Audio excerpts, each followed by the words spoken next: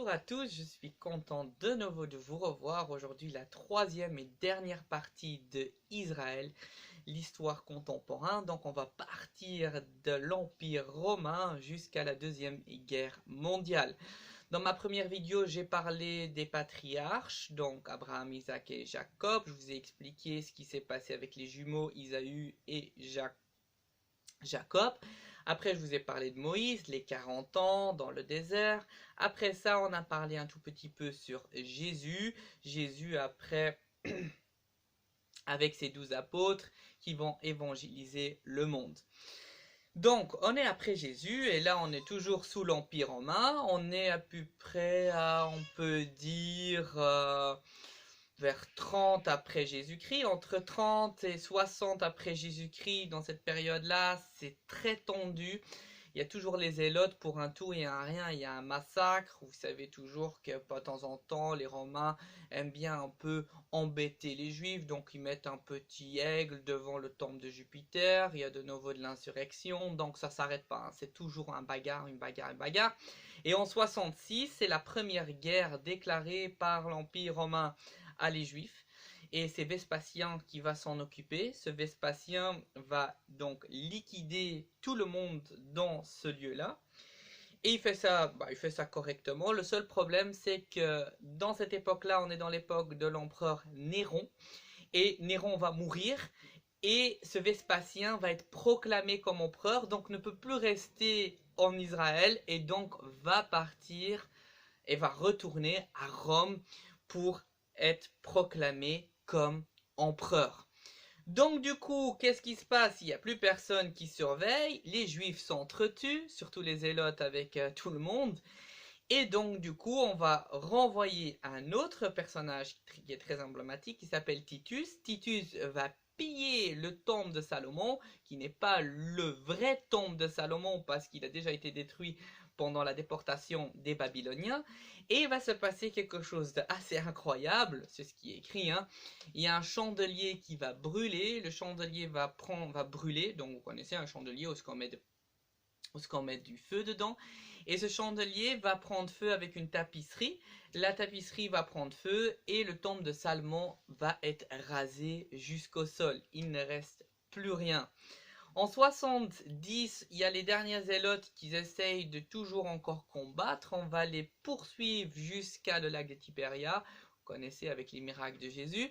Et c'est là qu'ils vont se trouver dans une forteresse qui s'appelle Masada. Et donc, ils vont se trouver là-haut. Les Romains, bien sûr, vont attendre jusqu'à qu'il y ait la famine. Finalement, qu'est-ce qu'ils vont faire? Les Romains, ils vont construire une genre de pente.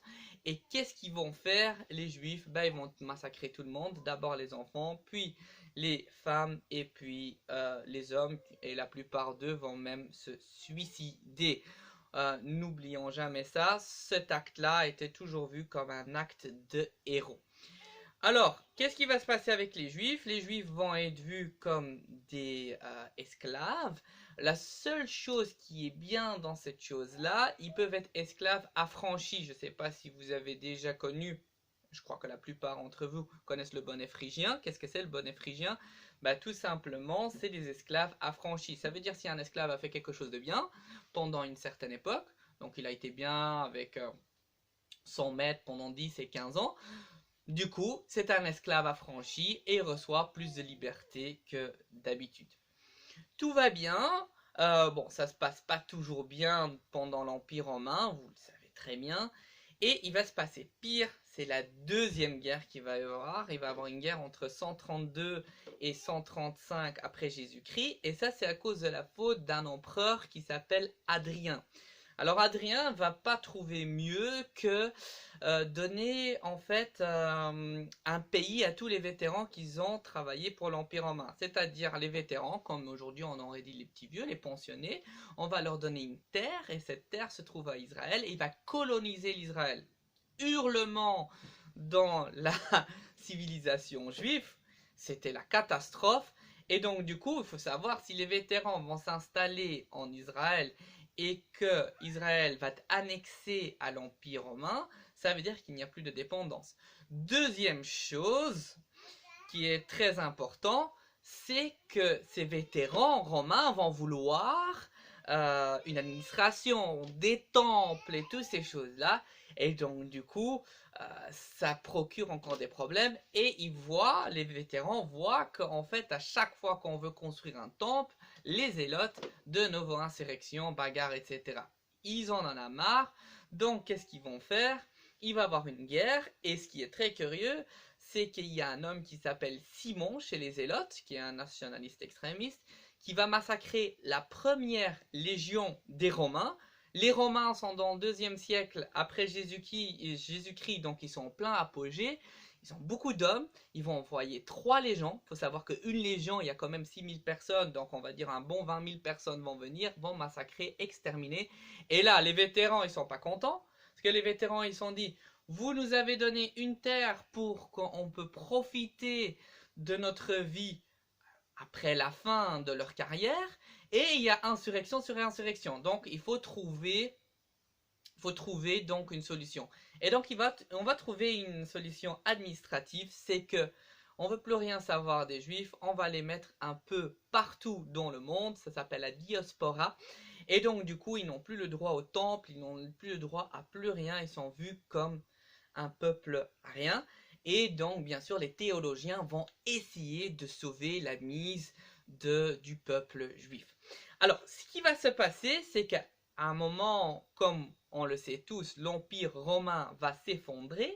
Et qui va prendre la puissance? C'est le pape. Alors, le pape, est-ce qu'il va être pour les juifs ou contre les juifs? Je ne crois pas que je vais vous faire un dessin. Ça va être pire que pendant l'Empire romain. Il y a une raison, tout simplement, pour le pape, le tueur du Fils de Dieu sont les Juifs, donc ils vont vivre des moments très abominables sous le régime des papes.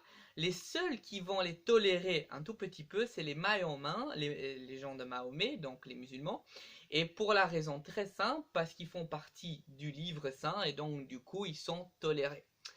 On passe un peu, on sait qu'ils sont persécutés à la pas possible et on arrive aux croisades. Alors les croisades, très connues avec les Templiers et Philippe le Bel, et on connaît tous la chute de Jérusalem qui se passe en 1089. Donc des catholiques qui vont partir un peu de partout en Europe, qui vont arriver à Jérusalem, et tout le monde va se faire massacrer. Peu importe que vous êtes judo-chrétien, que vous êtes musulman ou peu importe, vous allez être massacré.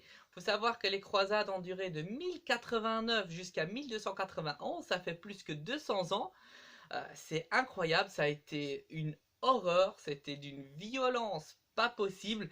J'aimerais bien vous raconter sur les croisades, mais on repartirait de nouveau sur 2 heures de conférence et je le ferai dans une autre conférence. Et je vous raconterai aussi l'histoire des Templiers. Alors il faut savoir que sous les croisades, il y a plusieurs choses que je voulais vous partager. Première chose que je voulais vous partager, il faut savoir que sous le Concile de Latran, dans le XIIIe siècle, donc sous le règne de Louis IX, qui est Saint Louis, un roi encore aujourd'hui toujours admiré.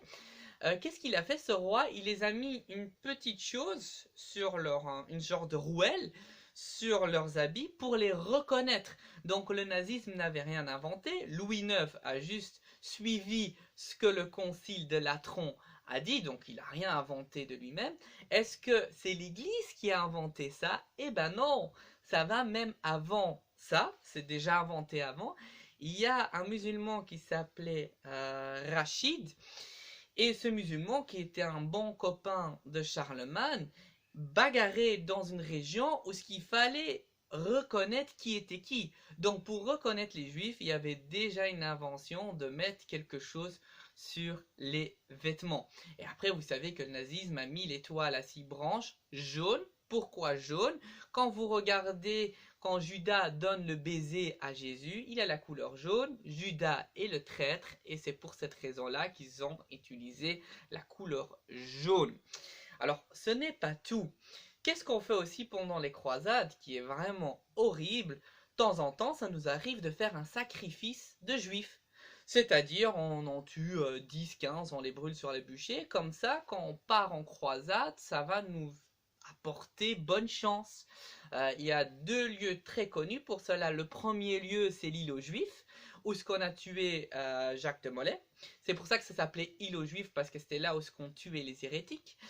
Et deuxième lieu, et c'est pour cela qu'il y a la théorie de complot sur l'incendie du Notre-Dame, qui pour moi techniquement n'est pas possible, on brûlait les Juifs devant la Notre-Dame, parce que la Notre-Dame est vraiment la chose du christianisme. Donc on les brûlait juste devant le dernier jugement, le portail au milieu, c'est là où ce qu'on le faisait.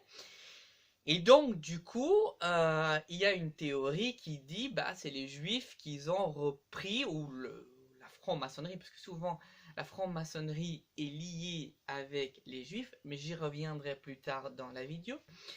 Et donc, du coup, c'est à cause de cela qu'un Juif aurait incendié la Notre-Dame. Alors, il faut déjà savoir deux choses. Pour moi, honnêtement, ce n'est pas possible. Est-ce que c'est un acte politique? Peut-être, mais je crois que c'est pas non plus vraiment possible. Parce qu'il faut savoir que le personnage emblématique qui a reconstruit la Notre-Dame est Viollet-le-Duc. Et je crois que vous savez que Viollet-le-Duc était franc-maçon, pur et dur. Comment je sais que Viollet-le-Duc est franc-maçon? Normalement, la Statue de Liberté était finie par Bartholdi. Vous savez tous que Bartholdi était franc-maçon, et ça on l'a retrouvé.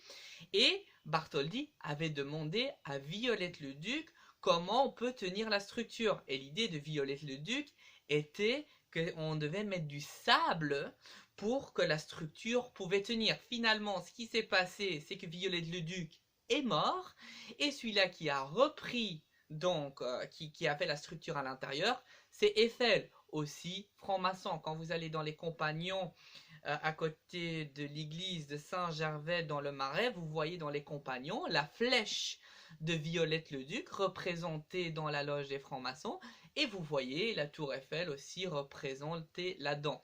Donc, si ça a été fait par les francs-maçons parce que, soi-disant, ils sont tous juifs, etc., etc., je vois pas l'intérêt pourquoi ils auraient incendié leur propre église, en sachant qu'il y avait quand même beaucoup de symbolique franc-maçon à l'intérieur de l'église, et même Victor Hugo le dit. Victor a dit que Viollet-le-Duc a pris quand même assez de liberté, et il y a eu un grand conflit entre Victor Hugo et Viollet-le-Duc. Continuons et passons ce que je vous ai dit, on est dans les croisades. Et il y a une autre chose que je voulais vous raconter, cette Arche d'Alliance. On dit que l'Arche d'Alliance s'est retrouvée en France, en Angleterre ou en Écosse. Je vous raconte un tout petit peu court. Alors l'Arche d'Alliance, je ne sais pas si vous savez c'est quoi, c'est la chose où ce que vous avez les 10 commandements de Moïse.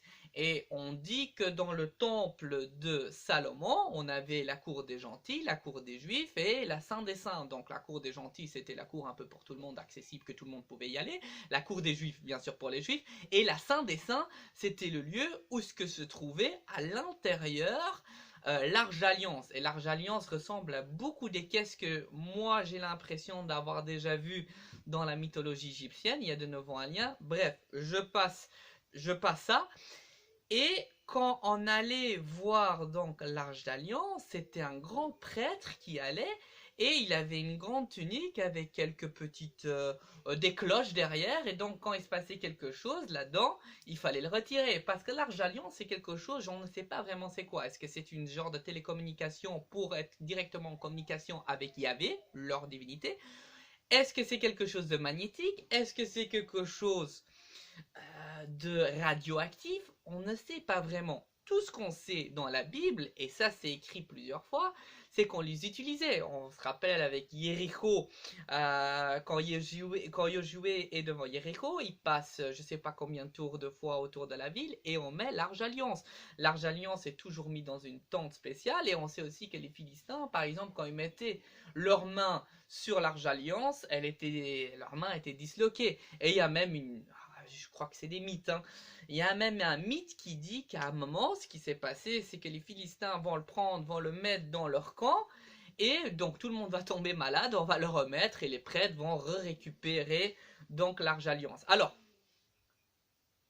comment se fait-il que les Français ont pensé qu'à un moment ou l'autre, Large Alliance est arrivée en France? Alors, comme je vous ai dit, le roi Salomon s'est marié avec la reine de Saba qui se trouve en Éthiopie. Ils ont fait un enfant. Cet enfant-là a reçu Large Alliance de Salomon.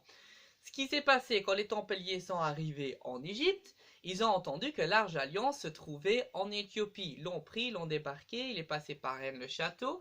Rennes-le-Château est passé à Chartres. À Chartres, vous trouvez dans les vitraux des sources où on a l'impression que Large Alliance est passé par là, aurait passé dans le nord vers Amiens, et donc du coup, finalement, est terminé dans Angleterre, Écosse ou quelque part en Amiens. Bien sûr, cette histoire est un peu romanesque et je crois, bon, si c'est vrai ou pas, peu importe.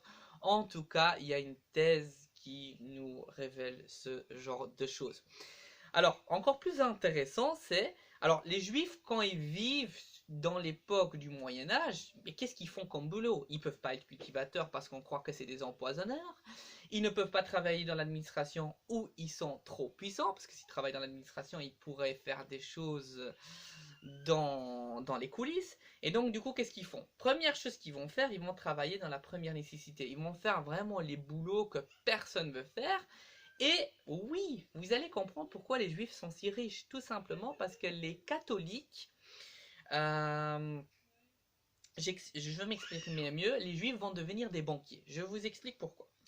Tout simplement, chez le Juif, vous pouvez emprunter avec un certain taux. Il faut savoir, chez la banque catholique, vous ne pouvez pas emprunter avec un certain taux. C'est-à-dire que dans les évangiles, si par exemple, moi, je vais dans une banque catholique, je demande 800 €, sur 8 mois, je dois rembourser chaque mois 100 €, la banque catholique n'a pas le droit de me demander un pourcentage sur ces 800 €. Donc, 100 €, 100 €, 100 €, et elle ne gagne techniquement rien. Chez le juif, qui est bien sûr vu comme le diable, vous pouvez bien sûr emprunter, mais avec un certain taux d'intérêt, donc 3, 4, 5%, et c'est comme ça qu'ils sont devenus de plus en plus riches. Donc c'est la faute des catholiques. Maintenant vous allez me poser la question, et je sais laquelle que vous allez me poser. Alors les banques catholiques, comment elles faisaient pour gagner de l'argent? Ah bah tout simplement, il faut savoir que sur la durée, par exemple, moi je paye les 800 €, je paye 100, 100, 100, 100, et puis la dernière, j'arrive plus à payer. Donc, je vais payer en retard. Et au moment que vous payez en retard, c'est à ce moment-là qu'on pouvait vous demander un taux d'intérêt. Et c'est comme ça que les banques catholiques, en fait, gagnaient de l'argent. Donc on va passer du Moyen-Âge à la Renaissance. Je ne vais pas trop parler de la Renaissance, mais vous savez que quand même on a persécuté bien les Juifs, les sorciers et toutes ces choses-là. Et toutes ces choses-là et les gays ont été bien sûr liés. Et puis on arrive à cette fameuse, et là vous la connaissez tous, la Révolution française. Alors dans la Révolution française, il se pose une question, est-ce que c'est la franc-maçonnerie, la judo-maçonnique, blablabla, toutes les théories sont y passées, qui a été guillotiné, qui a été pas guillotiné, etc., etc. Une chose est sûre, c'est que est-ce que les Juifs vont être considérés comme citoyens ou est-ce que ça va être toujours comme l'ancien régime a voulu? C'était le débat. Finalement, ils vont devenir citoyens, bien sûr pas comme le français de souche, mais il va avoir le droit de rentrer dans l'armée, il va avoir le droit de rentrer dans l'administration et toutes ces choses-là. Donc il va avoir une tendance et ils vont gagner un tout petit peu et ça va, la façon de vivre va changer, même en trucs ils vont aller plus loin. Dans les États-Unis, vous savez que Washington va aller beaucoup plus loin que cela, va les même adhérer, va les aimer, en sachant que c'est des grands banquiers, en sachant qu'aussi que le système américain est complètement libéral, et donc du coup n'était pas sous l'autorité de l'Église, et donc du coup les Juifs là vont investir comme pas possible, et c'est pour cette raison-là aussi que les Américains ont un lien très particulier avec les Juifs. En ne pas oubliant que les Américains sont toujours les Anglais et les Français de l'époque. Mais bon, sortons de tout cela, parce qu'ils voulaient sortir de l'ancien régime, donc ils ont fait un test dans un autre monde. Bref, on y reviendra dans des autres conférences. On continue la conférence, et là va se passer encore quelque chose d'encore de plus extraordinaire. c'est la révolution industrielle. On est entre 1840 et 1845, on est en plein expansion, on travaille le métal. S'il faut travailler au métal, il faut de l'argent. Les banquiers deviennent de plus en plus riches. Il se passe quelque chose d'extrêmement fou dans le 19e siècle, c'est qu'on va prendre une certaine conscience des choses. C'est-à-dire que l'employé qui travaille dans les mines comme un chien, comme un bâtard, des heures et des heures, 7 jours sur 7, ça devient la folie, ça devient très dur, les ghettos, les banlieues, et puis tout d'un coup, tu vois ces juifs qui sont sortis de tout ça, qui deviennent des millionnaires, qui deviennent des gens comme les Rothschild, les Rockefeller, et donc il va se passer quelque chose d'assez important dans le 19e siècle, c'est le nationalisme. Donc les Français vont devenir très français, les Russes vont devenir très russes, et il faut un mouton noir, et le mouton noir sera bien sûr le juif, qui va être un peu vu comme l'antisémitisme. On est aussi sous la Troisième République. Il faut savoir que la Troisième République est la franc-maçonnerie. Donc la franc-maçonnerie souvent liée aussi avec le complot juif. Donc on rentre dans une tendance complètement différente. Et donc du coup, de tout cela va sortir une autre chose. Il va avoir deux tendances chez les juifs. Il va avoir les intégristes, donc les gens qui vont s'intégrer avec la culture, donc les juifs qui vont s'habiller comme nous, qui vont mettre les mêmes habits, qui vont essayer de manger, qui vont traîner dans les mêmes écoles, etc. Et il y aura une autre tendance, les traditionalistes. Alors les traditionalistes, eux, c'est plutôt, ils restent dans leur culture, avec leur chapeau, avec leurs choses, avec leur kippour, etc., etc., etc. Voilà. Donc, on va avoir deux tendances complètement différentes dans cette époque, où ce en fait, ça saute un peu dans tous les côtés, en sachant qu'ils sont bourgeois, mais ils ne sont pas aimés parce qu'il y a un certain nationalisme qui sort, en fait, de chaque pays. Alors, ça va aller plus loin. Et là, on va aller dans une affaire beaucoup plus loin et vous allez comprendre ce qui va se passer. À un moment, on va même penser, il y a plusieurs personnes, des grands penseurs, qui vont se dire ce serait pas mal de retourner d'où on vient, de la terre promise. Pourquoi pas? Mais c'est une idée que tout le monde s'en moque et les juifs aussi, à un moment, ils commencent à attraper peur et ils se disent ce serait pas mal d'avoir un foyer national où ce qu'on peut vivre tous ensemble. Pourquoi pas? On est dans une époque aussi où on peut mieux communiquer les uns avec les autres et ces juifs qui sont très riches commencent à avoir un certain pouvoir et ils se disent pourquoi pas. Mais on sent que l'idée n'est pas encore juste. Alors il y a un homme qui s'appelle Theodor Herzl. Et ce Herzl, c'est un homme qui était d'origine hongroise, qui va vivre à Vienne, et qui est un grand personnage, qui écrit du théâtre, qui fait des articles aux journaux. Voilà, on peut dire un illuminé, hein, donc quelqu'un qui a quand même un bon cerveau, et donc il lit plusieurs littératures. C'est pas un traditionnaliste, c'est quelqu'un d'assimilé, hein, c'est quelqu'un vraiment d'intégré, etc. Et donc lui, il lit plusieurs choses, il va même écouter l'opéra de Wagner, Wagner, vous connaissez les opéras de Wagner qui sont très connus dans l'époque de Hitler, il va lire Nietzsche, vous connaissez, du superhumain. Nietzsche était pour les juifs, hein, juste pour vous dire, Nietzsche trouvait que les juifs étaient très illuminés, mais étaient contre le Christ. Et Karl Marx, c'est des gens différents, hein, parce que Karl Marx, lui, était contre les juifs, hein, c'est un antisémite pur et dur.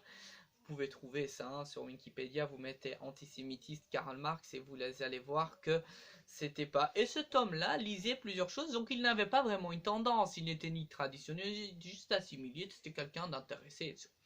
Et dans cette époque, il va se passer quelque chose de très important que la plupart de vous connaissent, c'est l'affaire Dreyfus. Alors, l'affaire Dreyfus, je ne veux pas la faire très long, je veux la faire très court, l'affaire Dreyfus. Donc, qui est Dreyfus? Dreyfus était un Alsacien qui parlait allemand et qui était d'origine juive. Vous imaginez tout ce qu'il ne fallait pas être dans le 19e siècle parce qu'on l'avait encore à travers là que les Prussiens nous avaient battus. On était toujours encore un peu sous la prise des Allemands. Et donc, du coup, qu'est-ce qui va se passer? c'est que ce Dreyfus va être donc stagiaire chez l'état-major, donc vous voyez déjà qu'il y avait une certaine façon de changer les tendances, et donc du coup va avoir un grand poste très gradé, etc., etc. Il y aura bien sûr de la jalousie, un juif qui devient je sais pas quoi, devient un homme très important chez les militaires, et à un moment il y a une fuite dans l'armée française. La fuite est très simple, c'est qu'on est en train de donner des renseignements sur notre dernier armement à les Allemands. On trouve donc une lettre dans une chambre et on essaye de voir qui pourrait être la personne qui a la même écriture. On fait écrire Dreyfus, on le donne à quelqu'un qui est fort dans les écritures pour voir si c'est la même écriture. Cette personne-là dit radicalement « je ne pense pas que c'est l'écriture ». Finalement, on va quand même dire que c'est son écriture. Il va vivre 5 ans en exil, il va revenir, il va avoir un deuxième condamnement, il va être gracié par le président de cette époque-là. Et donc du coup, il va dans la Première Guerre mondiale se battre encore une fois contre les Allemands. Cette histoire, il faut savoir, cette histoire est très très importante parce que c'est Herzl qui était écrivain pour un journal à Vienne, a été voir comment se s'est passé cette condamnation et s'est intéressé à cette affaire-là. Et là, il a compris directement. Il s'est dit, la première chose qu'il s'est dit, peu importe ce qu'on va faire, on va être vu comme, on peut le dire, comme un rien du tout, un peuple de rien du tout. Donc peu importe qu'on s'assimile, qu'on est traditionnaliste, qu'on est ci, qu'on s'assimile ou quoi que ce soit, donc il faut qu'on trouve une solution. Et lui va inventer le premier sionisme. Donc le premier, il veut un foyer national juif, où ce que tous les juifs peuvent vivre ensemble, mais il n'y a pas encore question de dire l'Israël. Peu importe un petit morceau de désert, etc. Comment il va faire ça? Il va faire ça en deux façons.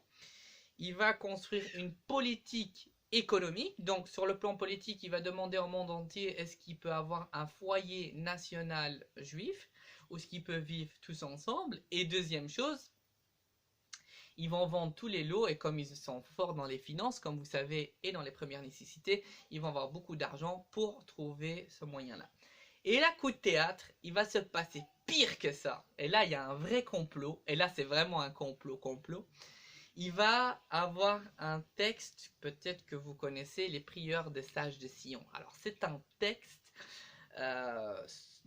qui est extrêmement complotiste. C'est vraiment un texte pour dire qu'il y a un vrai complot, qu'il n'y a qu'une seule finance, qu'il y a un complot judo-maçonnique, qui sont en train de faire quelque chose, préparer quelque chose dans les coulisses, qui sont en train de couper les frontières, qui sont en train de trouver un moyen, donc un certain groupe qui est dans les coulisses et qui est en train d'en fait faire un genre ordre mondial pour ses propres bénéfices. Alors les juifs tombent de nuée, ils se posent la question mais quel juif aurait pu écrire ça? Donc on essaye de chercher, on ne trouve pas de juif. Et donc ce texte va être diffusé partout en Europe. Et tout le monde en Europe sait que c'est un texte faux, mais tout le monde dit que c'est un vrai. Vous savez, ceux-là qu'ils ont utilisé plus ce texte, c'est le nazisme. Le nazisme a utilisé ce texte comme prétexte pour être contre les juifs. Et alors on a découvert d'où vient le texte. Le texte vient des services secrets des Russes. Alors les Russes étaient vraiment des antisémites. Il faut savoir qu'ils avaient déjà en 1871 et en 1894 avaient déjà liquidé les Juifs à pas possible. Ça a été vraiment un massacre à pas possible. Et donc du coup ça venait des renseignements donc, du service secret russe. Et la thèse serait que ça vient de la France, d'un groupe de gens qui faisaient de la littérature, qu'ils étaient liés avec le service secret, qu'ils avaient trouvé un livre dans lequel il y avait un livre entre Montesquieu et Machiavel. C'était un dialogue où dans ce dialogue on expliquait comment Montesquieu voyait la chose et Machiavel voyait la chose. Et donc ce texte aurait passé et on aurait fait le texte de prière de Sage de Sion que vous connaissez tous. Deuxième thèse, ce serait que ce serait peut-être Papus. Peut-être vous connaissez Papus. Papus était un homme très connu de la science occulte. Il faut savoir que dans le 19e siècle, il y a une montée des sciences occultes extraordinaire. Pourquoi? Parce qu'on perd la foi. On est aussi dans l'époque où il y aura la séparation entre l'Église et l'État. On est dans une époque où on est vraiment dans la consommation, le capitalisme. Donc on perd un tout petit peu la foi. Donc automatiquement, tout ce qui est occulte, ça marche. Et il faut savoir que tous les tsars, les rois et tout, etc., ils avaient à chaque fois un médium, un voyant et ces choses-là. Et la impératrice de Russie avait comme conseiller Philippe de Lyon et Papus. Et on dit que peut-être c'est ces deux personnes-là qui ont aussi adhéré à ce texte-là. Moi, je pense que c'est un texte coupé de plusieurs morceaux d'un groupe qui s'est mis en dessous de la terre pour faire une propagande de quelque chose d'autre, avec quelque chose derrière tout cela. Et finalement, ce qui va se passer, c'est encore beaucoup plus incroyable, c'est qu'il y a donc un groupe occulte qui se trouve derrière tout cela, mais il n'y a pas de juifs. Et donc, il y a vraiment un complot. Finalement, il se passe que les juifs vont vraiment réfléchir à trouver donc un foyer national parce qu'ils sont détestés de tous les pays avec ce qui s'est passé. Et donc, du coup, il y a des rabbins qui vont trouver une prophétie où ce qui a écrit que 2500 semaines après la déportation des Babyloniens des Babyloniens qu'ils ont déporté donc les Juifs à 587 avant Jésus-Christ, 2500 semaines, ils vont retourner dans leur terre promise. 2500 semaines, bon, 2500 semaines, ils l'ont vite changé en 2500 ans, et ça tomberait sur 1917. Est-ce que la prophétie est correcte? Presque. Alors je vous explique. Il se passe qu'en 1914, la plupart d'entre vous savent qu'il y a la guerre. Et il y a la guerre contre l'Allemagne. L'Allemagne s'est alliée avec deux alliés, la Turquie et l'Autriche. Donc le pays ottoman.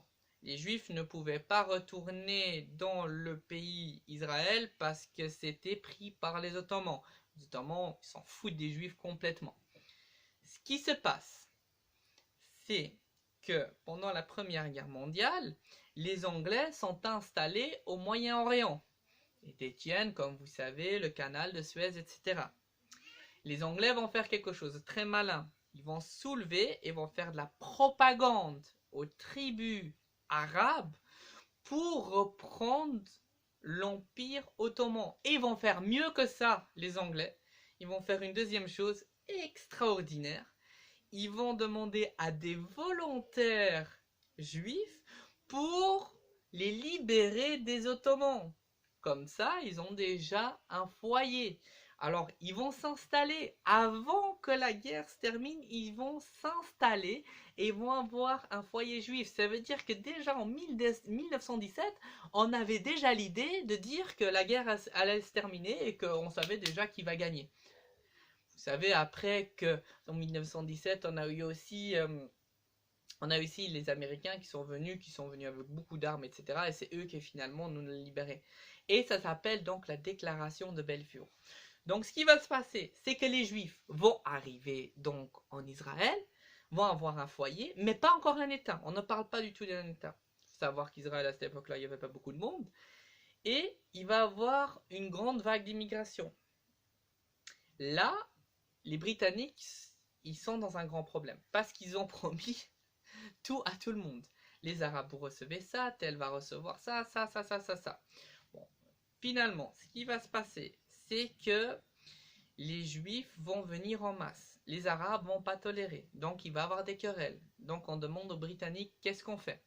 En sachant aussi que dans la Deuxième Guerre mondiale, il faut savoir quelque chose de très important, quand on a libéré tout le monde, les Anglais et les Français avaient une dispute parce que les Anglais voulaient prendre tout le Moyen-Orient et les Français ont dit nous on est aussi, on a aidé à la guerre mondiale, donc on a coupé en deux. Donc une partie pour les Anglais et une partie pour les Français. Bref, le côté de la Palestine sera pour les Anglais. Les Anglais vont faire quelque chose d'extraordinaire, ils vont couper donc Israël en plusieurs parties. Ils vont dire, bon, on va donner une partie pour les Juifs, on va donner une partie pour les Arabes. Pour les Juifs, eux sont très contents parce qu'ils n'ont jamais eu une terre et c'est leur terre promise. Donc du coup, ils sont extrêmement contents. Pour eux, ça leur va. Les Arabes, ça leur va pas du tout. Parce qu'au début, ces Juifs, ils étaient 5. Après, ils sont 10. Après, ils sont 20. Après, ils sont 100. Après, ils sont 100 000, 200 000. À un moment, ils voient qu'ils vont se faire dépasser. La même histoire que je vous ai racontée avec l'Égypte, exactement la même chose. Donc, on va les repousser et donc il va y avoir une querelle. Et là, les Britanniques, ils se trouvent dans les problèmes parce qu'ils avaient promis aux Palestiniens pas du tout ce qui se passe aujourd'hui. Donc, il va y avoir un genre de contrat entre les Palestiniens et les Anglais qu'il n'y a plus le droit d'immigration des Juifs qui viennent sur l'Israël. Bon, tout va bien jusqu'à coup de théâtre, la Deuxième Guerre mondiale. On dirait que tout se lie en fait, c'est très curieux. Dans la Deuxième Guerre mondiale, je ne dois pas vous faire un dessin, qu'il y a eu la grande déportation des Juifs. Alors là, les Juifs, scandale, ce qui est tout à fait normal.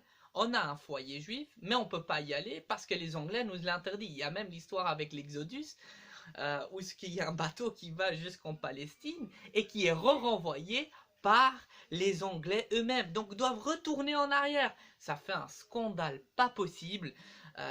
Les Juifs là pètent un câble avec les Anglais. Ils disent vous nous promettez ça et vous faites n'importe quoi. Il y a des Arabes, etc. Donc c'est vraiment l'anarchie complète. Et là va se passer quelque chose de vraiment extraordinaire. Les nationalistes juifs vont commencer à faire des attentats sur les Britanniques qui sont installés en Israël. Ça va jusqu'à en 1948 ou 47 où ce qu'on va exploser l'hôtel David.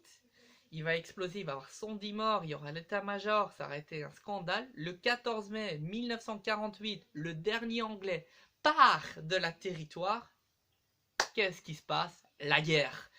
Les 5 pays arabes, l'Irak, la Syrie, la Jordanie, qui encore, j'en ai oublié un, la Palestine et le Liban, vont se faire une genre de coalition et vont se battre contre les Israéliens. Qui va gagner? Après un an, les Israéliens vont battre les 5 armées. Première chose, on peut dire qu'ils étaient ultra motivés parce que ça fait déjà des millénaires qu'ils cherchent une terre et qu'ils ont reconquis la terre qu'ils voulaient. Deuxième chose, on dit que les 5 pays arabes n'étaient pas en coalition, ils n'avaient pas un chef de guerre. Donc, qu'est-ce que faisaient les Israéliens? Ils se battaient contre un, contre l'autre, contre l'autre, contre l'autre, contre l'autre, contre l'autre. Et c'est comme ça, en fait, que l'État d'Israël s'est proclamé en 1948. En 1956, on a voulu faire une revanche avec un personnage très emblématique qui s'appelle Nasser. Nasser est égyptien. Et donc, qu'est-ce qu'il va faire? Il va nationaliser le canal de Suez. Alors, il faut savoir que l'Égypte appartenait déjà à l'Égypte. La seule chose qui appartenait aux Anglais et aux Français, parce que c'est les Français qui ont construit le canal de Suez et c'est les Anglais qui ont acheté les parts, donc il y avait toujours un lien entre les Français et les Anglais. Et donc, on va nationaliser le canal de Suez. Mais c'est une fortune. C'est des millions. On parle de quelque chose de très important, un lieu très stratégique. Donc, qu'est-ce qu'ils vont faire les Français et les Anglais? Ils prennent peur, ils vont débarquer, il va y avoir la guerre de 6 jours. Et ils vont donc avoir une victoire militaire sur les Égyptiens. Et là, coup de théâtre, la Russie et l'Amérique, en plein guerre froide, disent ça peut pas, hein, on peut plus faire ça, on n'est plus dans la néocolonisation, il faut que vous arrêtez, vous retournez. Donc, les Français et les Anglais, victoire militaire, défaite diplomatique à la pas possible. Hein. Vraiment, c'était avec une goutte amère, comme on pourrait dire. Et là, ce Nasser va aller même plus loin, il va dire et il faut que vous enlevez les casques bleus entre les deux frontières. Il faut savoir qu'il y avait les casques bleus. Qu'est-ce que sont les casques bleus? Alors, quand il y a une guerre entre deux pays, tel pays avec tel pays ne s'entend pas très bien, on met les casques bleus entre pour calmer les choses. Donc Nasser a dit, vous enlevez ces casques bleus. Finalement, l'ONU va céder, va enlever les casques bleus. On va un peu provoquer les Israéliens, on va mettre quelques bateaux dans un lac. Les Israéliens doivent passer à côté des bateaux. Et on sent que les Égyptiens veulent attaquer les Israéliens. Qu'est-ce qu'ils font les Israéliens? Ils attaquent en premier. et ils vont attaquer toutes les bases militaires de l'aviation. On dit même que y a une thèse qui dit qu'ils sont passés dans des couloirs où en fait on pouvait pas les voir et les détecter par des radars. On parle de 1956, hein. Si c'est le cas, ah ben, ça veut dire que le Pentagone aujourd'hui a une technologie à la pas possible et que le 11 septembre qui a frappé le Pentagone, bonne chance, hein, si en 2001 on peut pas détecter quelqu'un sur un radar et en 1956 on peut passer par des couloirs de radar et c'est bien sûr fourni par les Américains. Alors là, je me pose quand même des questions sur ce 11 septembre 2001. On dit sur les sondages que 19% pensent sur la théorie du complot. C'est bizarre parce que je sais pas, moi ils m'ont jamais fait un sondage sur moi. Bref, passons cette histoire, mais je voulais juste dire qu'en 1956, il y avait déjà une technologie très à point et à mon avis donnée par les Américains. Il y a eu même encore plusieurs guerres après ce que je viens de vous raconter, donc il y a eu encore plusieurs démarches de bagarres, etc., etc. Et finalement, aujourd'hui, c'est toujours très instable, c'est toujours très dangereux, c'est toujours un lieu comme dans l'Antiquité. La seule chose qu'on peut dire, c'est que les Palestiniens ont lâché prise, ont accepté qu'il y a un État israélien, mais surtout, il ne doit pas trop se développer. Voilà, ça c'est la troisième partie de l'histoire d'Israël. La prochaine partie va être, là je vous ai raconté un tout petit peu les mythes, comment ça s'est déroulé, etc. La prochaine partie va être très fascinante parce que je veux vous expliquer les origines des Hébreux sur un plan historique archéologique. C'est-à-dire, on sortira de tout ce qui est ésotérique, histoire farfelue de la Bible, etc. Et on va essayer de chercher et de trouver ce qui est le vrai et ce qui est le faux. Qui est ce Moïse? Est-ce que Moïse a existé? Est-ce qu'on trouve des fouilles archéologiques? D'où vient tout cela? Les origines des Hébreux, les dieux et toutes ces choses-là. Je vais essayer de vous donner la vraie explication, je dirais pas la vraie explication, mais l'explication beaucoup plus rationnelle dans ce que je vous ai dit dans cette vidéo, dans ces 3 dernières vidéos. J'espère que vous avez adhéré. N'hésitez pas bien sûr à mettre le petit pouce vers le haut si vous adhérez à ma vidéo. Si vous avez des questions, n'hésitez pas de les mettre dans les commentaires. Je vous souhaite en tout cas un très bon dimanche. À la prochaine vidéo qui s'appellera les origines des Hébreux. Merci et à la prochaine.